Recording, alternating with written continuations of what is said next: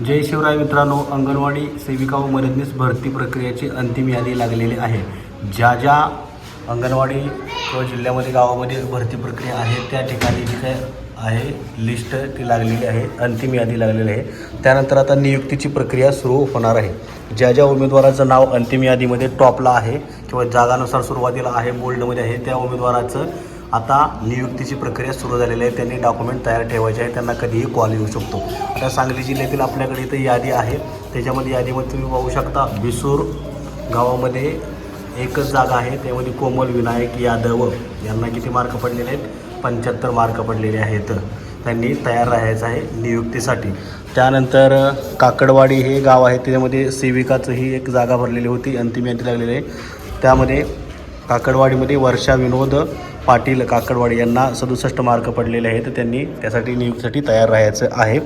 नियुक्तीसाठी त्यांना कॉल येऊ शकतो. जर आला असेल कॉल तर त्यांनी पुढची प्रक्रिया करायची आहे.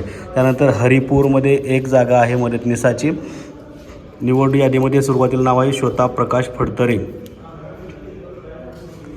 त्यांना मार्क आहेत 77 गुण आहेत. या ठिकाणी त्यांनी तयार राहायचं आहे जॉईनिंगसाठी. त्यानंतर माधवनगर आहे, त्याच्यामध्ये 2 जागा आहेत मदतनीसाच्या. तिथं 67 मार्क आहेत पहिल्या उमेदवाराला. स्नेहलता प्रशांत पाटील यांना 67 मार्क पडलेले आहेत. त्यांनी जॉईनिंगसाठी तयार राहायचं आहे. त्यानंतर बामणोली आहे, त्याच्यामध्ये एक जागा आहे मदतनीसाची.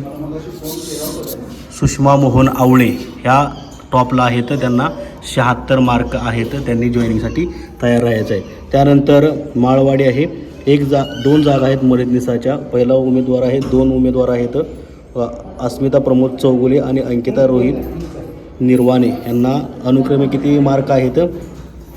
64 आणि 62 असे मार्क आहेत. यांनी नियुक्तीसाठी तयार राहायचं आहे. यांची लवकरच नियुक्ती केली जाणार आहे. त्यानंतर कसबे डिग्रजमध्ये किती जागा आहेत? 3 जागा आहेत. टॉपचे 3 उमेदवार आयशा इशाद नदाब, माधुरी सुधीर गावडे, सुप्रिया भरत चौगुले यांना सरस अनुक्रमे किती मार्क आहेत? 70, 70 आणि 65 असे मार्क आहेत. यांनी नियुक्तीसाठी तयार राहायचं आहे. त्यानंतर तुंग गाव आहे सांगलीमधील, इथं एक जागा आहे मदतनीसाची.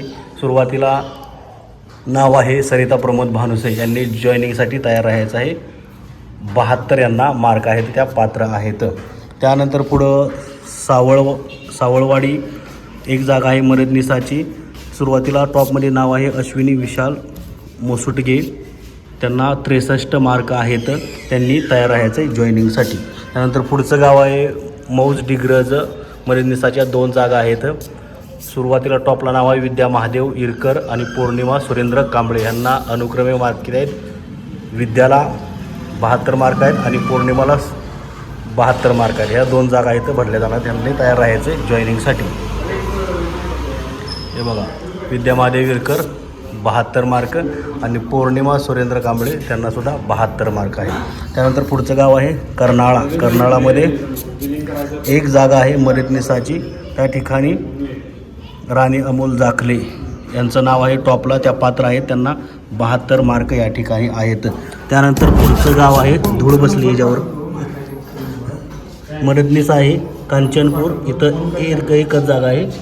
इथं रेश्मा अभिजित माने यांचं नाव आहे टॉपला. यांना 66 मार्क पडलेले आहेत. यांनी जॉईनिंगसाठी तयार राहायचं आहे. त्यानंतर पुढचं गाव आहे बुधगाव. इथं 2 जागा आहेत मदतनीसाच्या. टॉपला कोण आहेत? प्रमिला ऋषिकेश नलवडे, पूनम गणेश शिंदे. त्यांना प्रमिलाला 71 मार्क आहेत, पूनमला 70 मार्क आहेत. यांनी जॉईनिंगसाठी तयार राहायचं आहे. त्यानंतर पुढचं गाव आहे बिसूर. बिसूरमध्ये एक जागा आहे. सुरुवातीला टॉपला आहेत पल्लवी शरद कोळी.